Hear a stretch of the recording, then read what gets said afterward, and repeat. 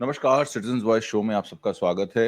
इससे पहले कि मैं प्रोग्राम की शुरुआत करूं, आप लोगों से निवेदन है, कृपया करके सिटीजन्स वॉइस शो, जिसका ऑफिशियल हैंडल एजे सिंह ऑफिशियल है, आत्मजीत सिंह मेरा नाम है, उसको ज्वाइन करें, सब्सक्राइब करें और नोटिफिकेशन बटन ऑन करें और लोगों में शेयर करें, क्योंकि जो महत्वपूर्ण सूचनाएं हम आपको देते हैं वो लोगों तक पहुंचाने का कर्तव्य हमारे अलावा आपका भी है। और आज गिरीश जोशी जी, सीनियर जर्नलिस्ट, हमारे साथ जुड़े हुए हैं। बहुत बहुत स्वागत है गिरीश जोशी जी आपका, आपने समय दिया हमें।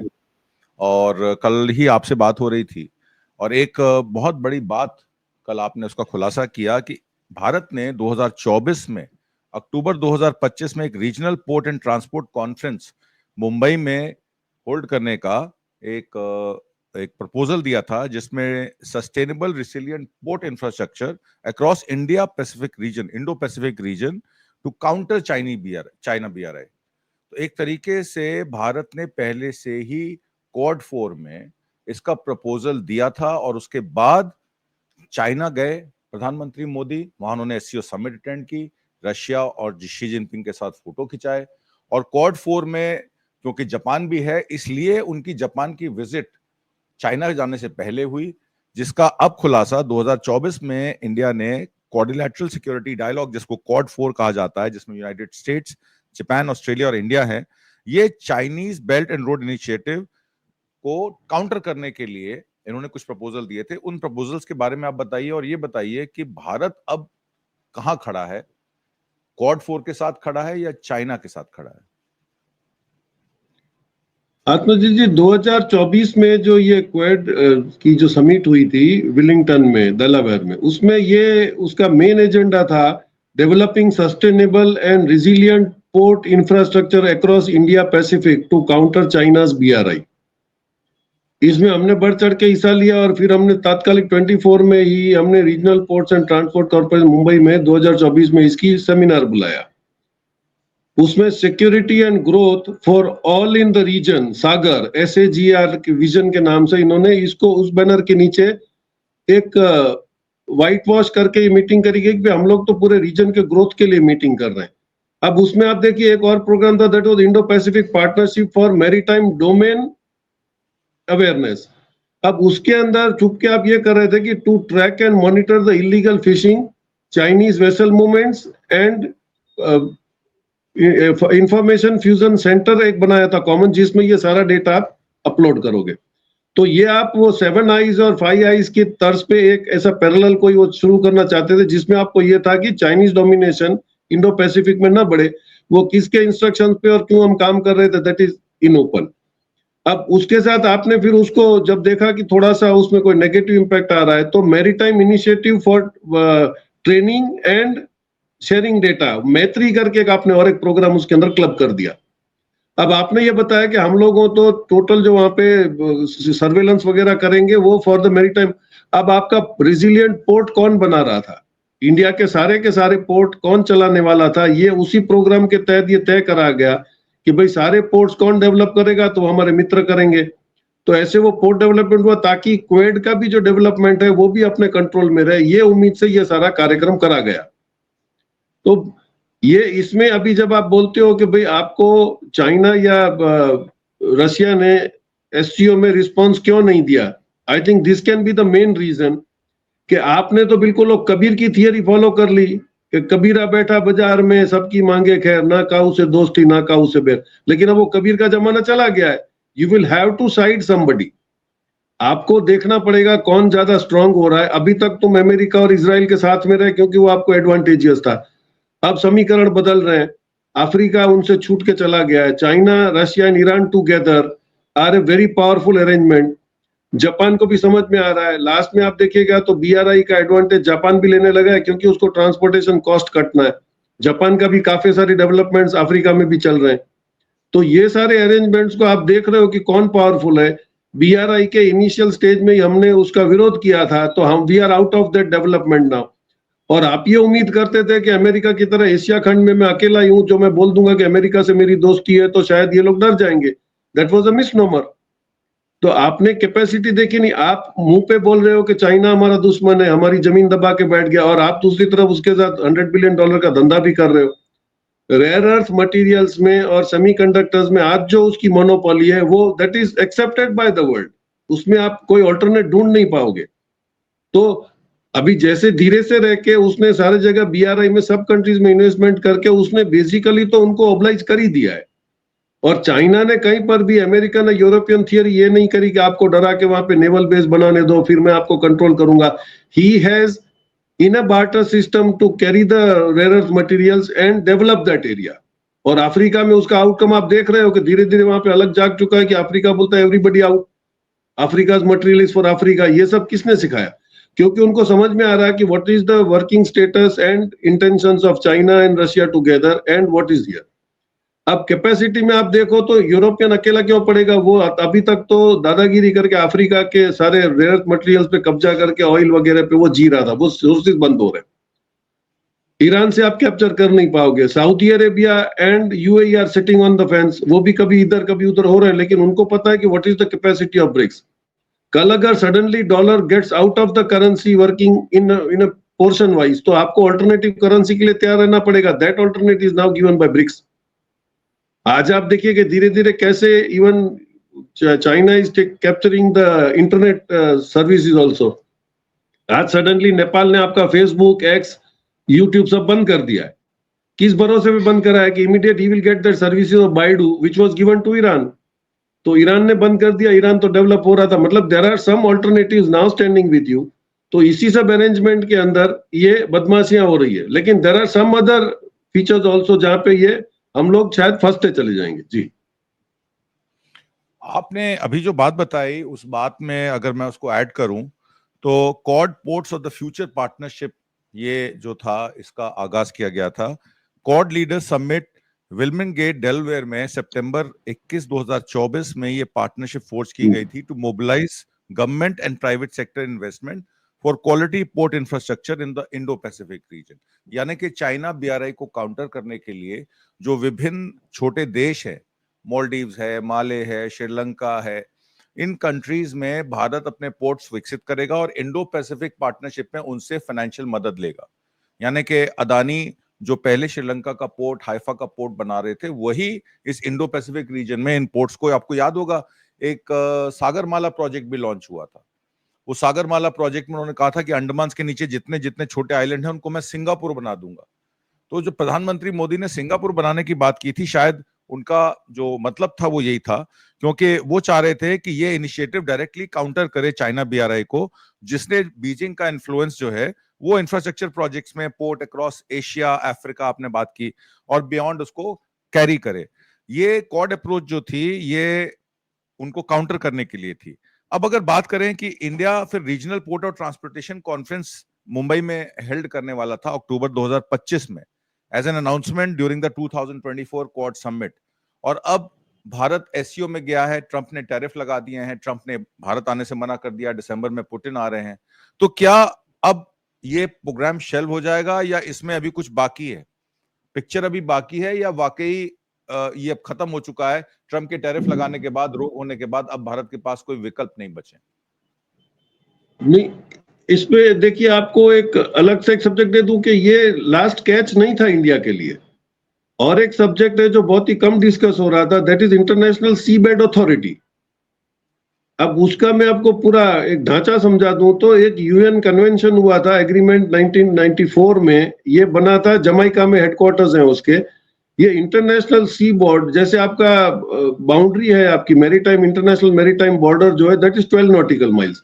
बाद में वहां पे डिसाइड हुआ था कि 200 नॉटिकल माइल्स तक आपका ये एक्सक्लूसिव इकोनॉमिक जोन माना जाएगा, जिसके रिसोर्सेज पे आपका कब्जा है। 200 नॉटिकल माइल्स के बाद एरिया किसका होगा? So this was decided and that कि इसको ही हम लोग इंटरनेशनल सी बेड अथॉरिटी बनाएंगे, जिसमें 170 कंट्रीज आर द मेंबर्स, और उसका ये ढांचा बन रहा है। अब इसमें इंटरेस्टिंग पार्ट क्या है, देखिए कि इसमें पार्टिसिपेट कौन कर रहे हैं, who are the major members.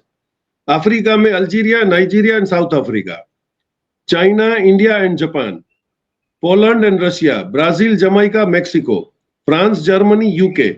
USA is not the member. USA अपने आप को ऑब्जर्वर की तरह वहां पे प्लेस कर रहा है विदाउट एनी रेजोल्यूशन, वहां पे कोई US को नहीं किया गया। लेकिन अब समझ में आ रहा है कि US इलीगल माइनिंग उसको करना है, इसलिए वो नहीं सोचता है कि वो किसी बंधन में बदला जाए। तो यहाँ पर आप SCO की जहां बात कर रहे हो, वहां पे आपके एरियाज में तो you are already the member with China and Japan, तो आप कैसे इसको बैलेंस कर पाओगे?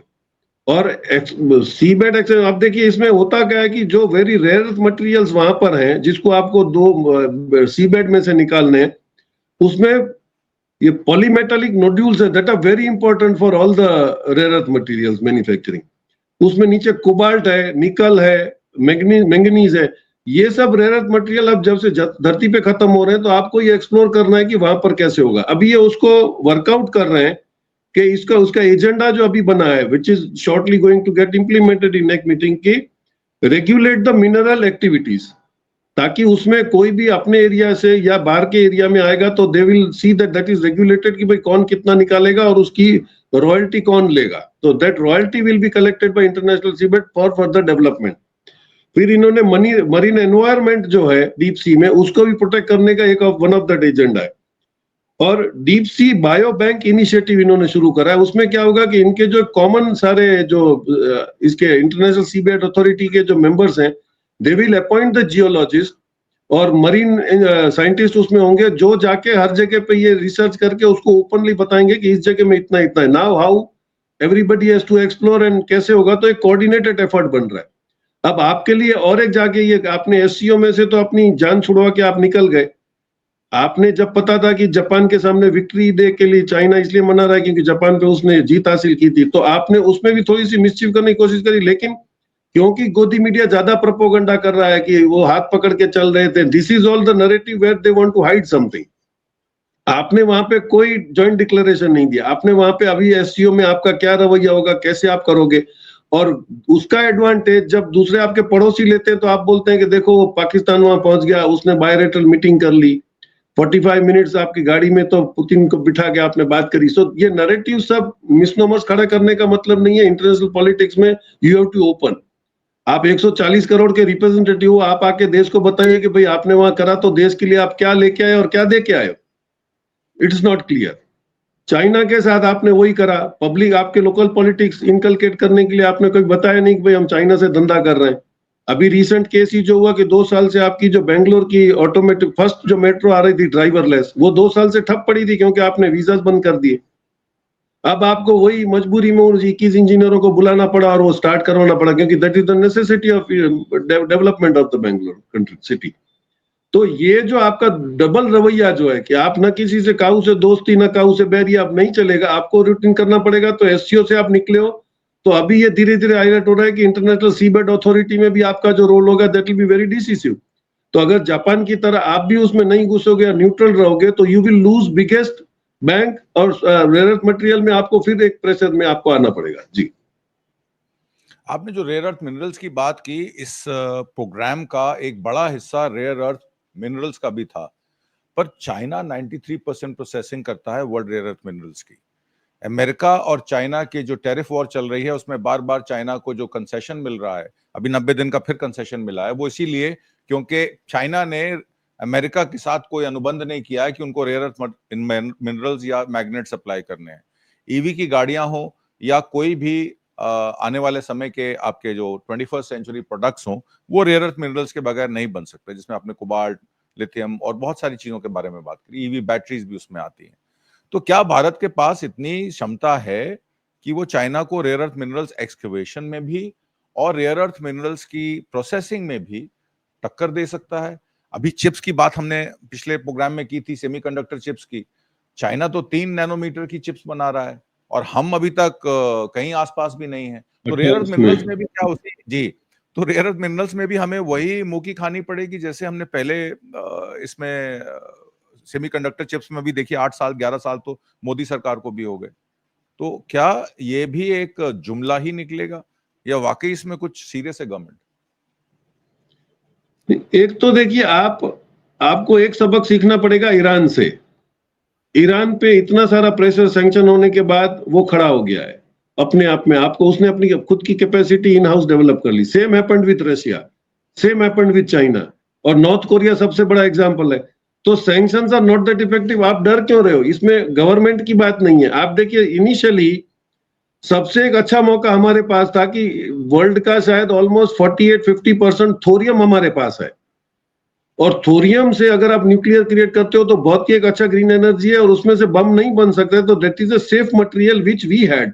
लेकिन क्योंकि वो हमारे पास था और हम लोगों ने उसको डेवलप करने की कोशिश करी, तो उसका क्या अंजाम होता है। Doctor Homi Bhabha was the first person 65 to say कि हम लोग तो अगर चाहे तो थोरियम को हम लोग एनरिच करके यूरेनियम बना के हम पूरे हिंदुस्तान को पावर दे सकते हैं 100%। ये उन्होंने कहीं किसी एलिट क्लब में बोल दिया है, और उसके बाद जब वो कन्वेंशन में जा रहे थे तो उसके प्लेन में सीआईए वालों ने बम रख के उनको मार डाला। और 16 दिन के बाद लाल बहादुर शास्त्री जिन्होंने इसको ग्रीन सिग्नल दिया था, वो ताशकंद में जाके मर जाते हैं। तो हम लोग इस बात से डरे हुए थे कि अगर हम यूरेनियम में या न्यूक्लियर में कुछ भी डेवलपमेंट करेंगे तो अमेरिका हमको बर्बाद कर देगा। ये डर तो सारों को था। तो किसने क्या क्या डेवलपमेंट करा वो सीक्रेट रख के अभी आपको पता चल रहा है कि ईरान ने अपने आप को कितना एडवांस कर लिया, क्योंकि काफी ऐसे कंट्रीज थे जो आपको चुपके से भी हेल्प कर रहे थे। नॉर्थ कोरिया ने पूरी आपकी टेक्निक आपको ईरान को भी दी, चाइना ने भी दी, और उस वक्त थोरियम को एनरिच कैसे करना है उसकी थियरी चाइना के पास थी, लेकिन हम लोगों ने दोस्ती में नहीं ली उससे और हमने नहीं करा। आज अगर हम थोरियम एनरिचमेंट से ये कर रहे होते तो we would have been much much advance than any of the Asian countries. तो गलतियां तो हमने करी हैं, और अभी भी अगर हम नहीं सुधरना चाहते हैं, हम मानते हैं कि अमेरिका हमको डिक्टेट करेगा, 140 करोड़ की कंट्री को कोई डिक्टेट नहीं कर सकता है। और इसका आउटकम आप ही देखो कि 34 ट्रिलियन की 3 बड़ी कंपनियां अमेरिका की जो अमेरिका को चलाती हैं वो इंडिया में आके बैठी हुई हैं, क्योंकि 80 करोड़ की पब्लिक आपको कहीं नहीं मिलेगी। ब्लैक रॉक आके बैठा है, ब्लैकस्टोन आके बैठा है, एलन मस्क खुद आके बैठा है। वो अपना 75% काम चाइना से करा रहा है। वो बिजनेसमैन है, वो देशभक्ति अपनी दिखाएंगे फाइनेंस में, लेकिन कॉमर्शियली नहीं। कॉमर्शियली उनको जहां पे फायदा हो रहा है वो वहीं पे बैठेंगे। तो आपने काउंटर करने के लिए अभी तक खुल के कुछ नहीं बोला है कि आप पे जो सारे रिस्ट्रिक्शंस आ रहे हैं, आप क्वेड में भी जा रहे हो, आप एससीओ में भी जा रहे हो, तो ये आपकी जो ड्यूअल थियरी है वो अब नहीं चलेगी। आपको वंस एंड फॉर डिसाइड करना पड़ेगा कि आप किसके साथ रहना है और कौन सा कंट्री आपको एडवांटेजेस है। जब आपके पास कुछ नहीं था, रशिया के पास नहीं था, तो आप समझिए कि जैसे ही कांग्रेस ने फर्स्ट डिसाइड करा कि we should get self sufficient in iron, क्योंकि हमारे पास रॉ मटेरियल बहुत था, बॉक्साइट हमारे पास था, आयरन ओर हमारे पास था, तो Russia comes in and gives you Bokaro plant, और बोकारो में हमारा सबसे पहला बड़ा प्लांट हुआ। और thanks to people like JRD जिन्होंने बोला कि भाई इनकम टैक्स जितना भी होगा वी विल स्टार्ट दैट, और उन्होंने वो जिगर करी। और हमने आगे डिस्कस करा है कि उस टाइम के इंडस्ट्रियलिस्ट थे वो सबसे पहले इन्वेस्टमेंट इंडस्ट्रियल डेवलपमेंट में करते हैं, जिसमें हमने वालचंद हीराचंद ग्रुप का भी डिस्कशन करा था कि दीज वर द पीपल जो नेशनल बिल्डिंग के अंदर आके कर रहे थे। और आपने एक ऐसी कोठरी खड़ी कर ली है जो अपने आप को डेवलपमेंट करने की जगह नेशन को पीछे छोड़ देते हैं। Now we will have to decide कि भाई आपके पास जो रियल पावर है, जो आपके पास स्किल है, आपका स्किल बाहर जा रहा है, उसको लाके आप कैसे चैनलाइज करोगे और उसको कैसे आप डेवलप करोगे। That you will have to need a policy, and international में नाउ कम आउट विद 1+1 2। जी, मैं वापस उसी प्रोग्राम पे जाता हूं जिसपे हमने शुरुआत की थी। एग्रीमेंट जो साइन किए गए 2024 में, उसका कुछ मैं आपको विजुअल्स देना चाहता हूं। ये एमईए जो India Maldives list of outcomes है, जिसमें स्टेट विजिट ऑफ एची मुजू की हुई थी, president of the Republic of Maldives. उसमें अनाउंसमेंट हुई थी adoption of India Maldives vision for comprehensive economic and maritime security partnership. So this yes. Was, और लॉन्च ऑफ रुपे कार्ड इन मालदीव्स किया गया था। अगर आप इसको देखें तो इसमें राजनाथ सिंह, प्रधानमंत्री मोदी, जयशंकर, अजीत डोवाल सब लोग गए थे। तो इसका मतलब है बड़े धूमधाम से इस प्रोजेक्ट को शुरू किया गया। और रणधीर जायसवाल का आप देखिए, ये अक्टूबर 2024 का ट्वीट भी है, जिसमें उन्होंने कंफर्म किया था कि prime minister Narendra Modi and president Muizzu held comprehensive discussion to further deepen ties on a range of areas including developing partnership, energy, trade, financial linkages. उसी तरीके के अगर आप देखें तो उसके बाद एक scripted bilateral partnership, shipping minister of India जो कि सोनोवाल साहब हैं, उनको भी शहीद बहेस्ती पोर्ट चाबार के लिए अपने काउंटर पार्ट से मिलने के लिए ईरान भेजा गया। और उसमें ये कहा गया कि Afghanistan, Central Asia, euro Asia, जिसका उन्होंने मिडिल ईस्ट यूरोपियन कॉरिडोर एक बीआरआई के एवज में या उसके अगेंस्ट एक आईएमईसी कॉरिडोर की बात की, और वो corridor never saw the light of the day. तो दिस शोज कि हमारी गवर्नमेंट की पॉलिसीज क्या हैं। और फिर ये शिपिंग मिनिस्टर वहां पे मिलके आए, प्रॉब्लम मीटिंग हुई to give boost to regional connectivity and linkages with Afghanistan, Central Asia and Eurasia. और उसके बाद विधिवत तरीके से अगर आप देखें तो फिर 14 कंट्रीज की एक सप्लाई चेन रिसिलियंस एग्रीमेंट किया गया, US, India, Japan, Singapore, Fiji having completed the necessary domestic procedures। इसमें और 7 कंट्रीज को लाके ब्रिक्स, एक पैरेलल ब्रिक्स बनाने की बात भी चल रही थी। और ये सारा कुछ जनवरी 2024 से शुरू हो चुका था पॉलिसी में। और उसके बाद अगर आप देखें, प्राइम मिनिस्टर नरेंद्र मोदी ने एक रिटन रिक्वेस्ट में एक 90 मिनट की कॉन्वर्सेशन में बताया कि चाइना और क्वाड पे उन्होंने कहा कि US, Australia, Japan, India, China, all these countries are member of many groups. We are present in different combinations in different groups. Quad is not aiming against any country. आप एक तरफ तो कह रहे हैं Quad is not aiming against any country, और दूसरी तरफ BRI के अगेंस्ट आप मैरीटाइम कर रहे हैं, सागरमाला 2.0 कर रहे हैं। तो समझ में नहीं आता। फिर ये सिद्धांत सिब्बल का भी एक ट्वीट है जो उन्होंने विक्रम मिस्री के ट्वीट को जो है रीट्वीट किया, जिसमें Quad is an important platform for peace, stability, prosperity in the Indo-Pacific। यानी कि अगर आप सारी चीजें देखें, हेल्थ, क्रिटिकल टेक्नोलॉजीज, इंफ्रास्ट्रक्चर, आपने रेयर अर्थ की बात की, India, Japan, foreign secretary Vikram मिश्री, और उसके बाद जयशंकर साहब भी जापान जाके मीटिंग करके आते हैं। देखिए, ये सेक्रेटरी ER रवि ने डेलीगेशन हेल्ड किया है ब्रिक्स डायलॉग का, developing countries at foreign ministers level in Novgorod. अब मैं आपसे ये समझना चाहता हूं कि हम दोनों नाव पे सवार हैं, और क्वाड की मीटिंग अगली जब होगी, भारत क्या उस क्वाड की मीटिंग में फिर से इस सागरमाला प्रोजेक्ट 2.0 और ये जो एग्रीमेंट्स 3 आपने बताए 2024 में क्वाड समिट के लिए ब्रॉडर जो फ्रेमवर्क तैयार हुआ, उसमें Quad ports of the future partnership, जिसमें कोऑर्डिनेटेड एफर्ट किया जाएगा सस्टेनेबल पोर्ट इंफ्रास्ट्रक्चर के लिए, maritime initiative for training in the Indo Pacific, जिसमें regional initiative to enhance maritime security and domain awareness, और तीसरा था Indo Pacific partnership for maritime domain awareness, IMPDA। ये इनिशिएटिव 2022 से शुरू हुआ था, स्केल अप हुआ जैसे मैंने बताया 2024 में, to provide advance data and technology for maritime security, countering illegal activities. तो जो ये स्ट्रेटेजिक कॉन्टेक्स्ट है क्वाड का, आपको याद होगा बाइडेन साहब जब मोदी साहब से मिले थे तो कैमरा, उनका जो माइक था वो बंद नहीं था, और उन्होंने कहा we have to contain China, और मोदी साहब वो सुन के दूसरी तरफ देखने लगे और स्माइल कर रहे थे। क्या मोदी साहब वाकई चाइना को कंटेन करने के पोजीशन में हैं, या ये सिर्फ एक जुमला है, या दोनों तरफ जो है वो मिसट्रस्ट की अब सिचुएशन आ गई है, ना चाइना उनको ट्रस्ट कर रहा है, ना यूएस उनको ट्रस्ट कर रहा है। आज की करंट सिचुएशन क्या है? गिरीश जोशी जी सम अप करते हैं। नहीं, आप देखिए, ईरान इजराइल की वॉर के पहले समीकरण पूरे ही उल्टे थे। आपको ये मान लेना पड़ा था कि भाई अमेरिका और इजराइल मिलके किसी को भी कुछ भी कर सकते हैं। वो ओवरनाइट तेल अवीव को पूरा ही खत्म करने का और ईरान की चैलेंज के बाद खत्म करने का, वो समीकरण बदल चुका है। वो आप गल्फ में भी रिएक्शंस देख रहे हो। सडनली चाइना, ईरान और सऊदी अरेबिया जो कभी भी कम्युनली इकट्ठे नहीं होते, उसको China succeeded in doing it.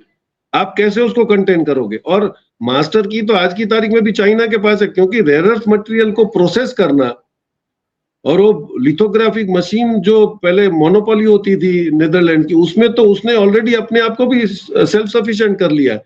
तो उसके पास एक कंप्लीट पैकेज है जिसमें वो रूल करेगा कंट्रीज को।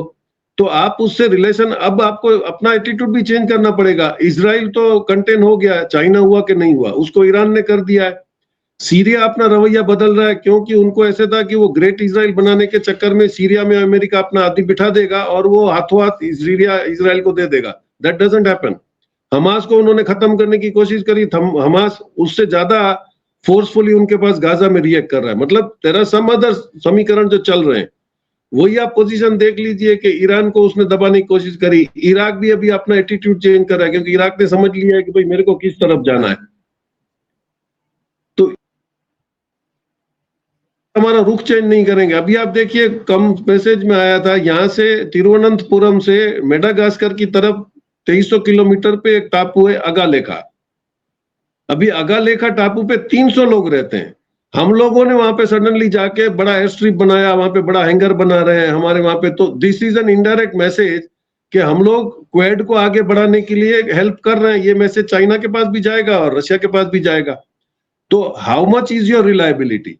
अब आप पे एतबार करने जैसा आपने कोई काम नहीं किया। अमेरिका पे तो आपने एतबार करा, उसका आपने रिएक्शन देख लिया कि आज आपको डेलिबरेटली ब्रिक्स में जाना ही पड़ेगा, क्योंकि आपने तो जो उम्मीद करी थी कि अमेरिका को झुक के देंगे तो वो आप पे कोई रैम करेगा, वो रैम तो करेगा ही नहीं, वो और करना भी नहीं है उसको।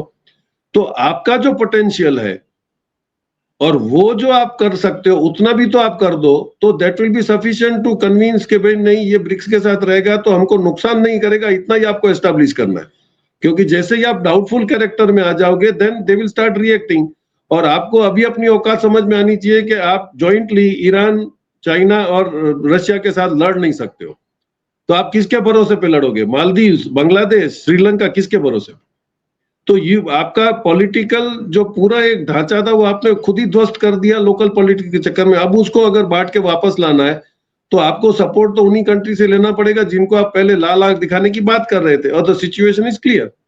तो मैं ये समझ रहा हूं कि ये क्वेड और इसके बीच में, ब्रिक्स के बीच में आपको बहुत ही एक क्लियर लाइन ड्रॉ करनी पड़ेगी and you will have to prove your intentions, नहीं तो आप हमेशा शक के दायरे में रहोगे। जी बिल्कुल ठीक कहा आपने। आपको एक नाव ही सब में सवार होना पड़ेगा, एक ही ग्रुप के साथ आपको शिद्दत के साथ काम करना पड़ेगा, because we are a developing country. हमें टेक्नोलॉजी भी चाहिए, हमें रेयर अर्थ मिनरल प्रोसेसिंग भी चाहिए, और चाइना से हमारा $100 बिलियन का इंपोर्ट डेफिशिट है, मतलब ट्रेड डेफिशिट है, जिसमें 100 बिलियन ज्यादा इंपोर्ट करते हैं। तो चाइना की रिक्वायरमेंट तो हमें है। मार्केट्स अगर आपको यूएस में नहीं मिलेंगी, जो कि 13% आपके टोटल मार्केट में का हिस्सा है, टोटल वर्ल्ड ट्रेड का हिस्सा अमेरिका का मात्र 13% है, तो 87% मार्केट तो ओपन है ना। तो हम क्यों दूसरे मार्केट्स को नहीं आइडेंटिफाई कर सकते? हम क्यों टैरिफ से डरें, या हम क्यों डोनाल्ड ट्रंप की टैरिफ पॉलिसीज के नीचे झुकें? कहीं इसका दारोमदार अदानी के साथ या मोदी जी के जो ट्रंप के रिश्ते हैं उसमें खटास होने के, पैदा से होने के हिस्से तो नहीं है। भारत को अपनी आत्मनिर्भरता पर भी और अपने आत्मसम्मान को भी देखना है, और उसी से आगे बढ़ना है। गिरीश जोशी जी, आज की परिचर्चा में भाग लेने के लिए और बहुत सारी महत्वपूर्ण जानकारियां देने के लिए बहुत बहुत धन्यवाद। नमस्कार। Thank you sir. Thank you.